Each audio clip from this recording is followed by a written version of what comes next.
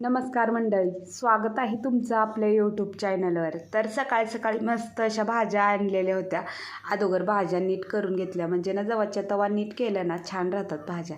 आणि माझी मदत करायला आभी तर आहेच, तर मग सगळ्या भाज्या नीट करून घेतल्या. आणि आज मी ना मस्त अशी दोडक्याची भाजी बनवणार आहे. गावाकडून येताना ना आईनं कांदे दिली होती बघा, तर तसंच कॅरी बॅगमध्ये राहिले होते, त्याच्यामुळं ना पाणी सुटत होतं. त्याच्यामुळं ना वरलं थोडी साल काढून घेतली आणि बॉक्समध्ये टाकून घेतली, म्हणजे ना मोकळं राहिलं ना नासत नाहीत कांदे. त्यानंतर ना दोडक्याची भाजी करायला घेतली आणि लक्षात आलं की शेंगाचं कूट संपलं आहे. त्याच्यामुळे ना मग अगोदर शेंगदाणे भाजून घेतले. त्यानंतर दोडक्यावरल्या ना सरक्या काढून बारीक असा चिरून घेतला आणि ना पाण्यात टाकून ठेवला. त्यानंतर ना मग कढई ठेवली गॅसवर गरम करायला. त्याच्यानंतर 2 चमचे तेल घातलं. तेल गरम झाल्यानंतर त्याच्यामध्ये 1 चमचा मोहरी घालून घेतली, 1 चमचा जिरे घालून घेतले आणि चांगलं असं ना जिरे मोहरी चांगली तडतडू दिली.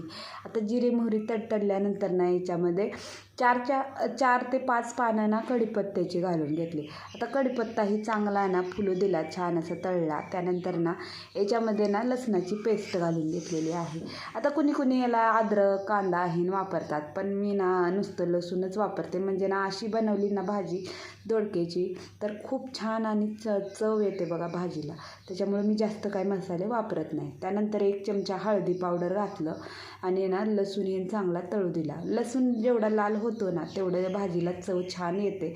त्याच्यामुळं लसूण चांगला लालसर होऊ दिला. त्यानंतर हळदी पावडर घालून घेतलं आणि ना 1 चमचा लाल तिखट, 1 चमचा काळं तिखट घालून घेतलं, चांगलं मिक्स करून घेतलं. त्यानंतर बारीक चिरलेला दोडका घालून घेतलेला आहे. आता दोडका घालून झाल्यानंतर 2 मिनटं चांगलं परतवून घेतलं. त्यानंतर चवीनुसार मीठ घातलं. मीठ लवकर घातल्यानं ना दोडका लवकर शिजतो आणि ना चव पण छान येते भाजीला. त्याच्यामुळे मीठ घालून घेतलं, चांगलं परतवून घेतलं. त्यानंतर 2-3 चमचे ना शेंगदाण्याचं कूट घालून घेतलं. शेंगदाण्याचं कूट घालून झाल्यानंतर चांगलं असं मिक्स करून घेतलं आणि ना दोडका शिजल इतकं ना पाणी घालून घेतलेलं आहे. आता पाणी घालून झाल्यानंतर ताट झाकून 5 मिनटं दोडका शिजवून घ्यायचा आहे. आता 5 मिनटं झालेले आहेत आणि दोडका छान असा शिजलेला आहे. आणि त्यानंतर याच्यावर बारीक चिरलेली कोथिंबीर घालून घेतली आणि तुम्ही बघू शकता भाजीला मस्त असा कलर आलेला आहे आणि एकदम दिसायला छान अशी दोडक्याची भाजी तयार झालेली आहे. तुम्ही ही भाजी ना गडबडीच्या टायमाला बनवू शकता. एकदम 5 ते 10 मिनटामध्ये तयार होते, वेळही लागत नाही. तुम्ही ही भाजी टिफिनलाही बनवू शकता. जर तुम्हाला सुकी भाजी बनवायची असेल तर याच्यामध्ये पाणी कमी टाका, छान अशी ना तयार होते.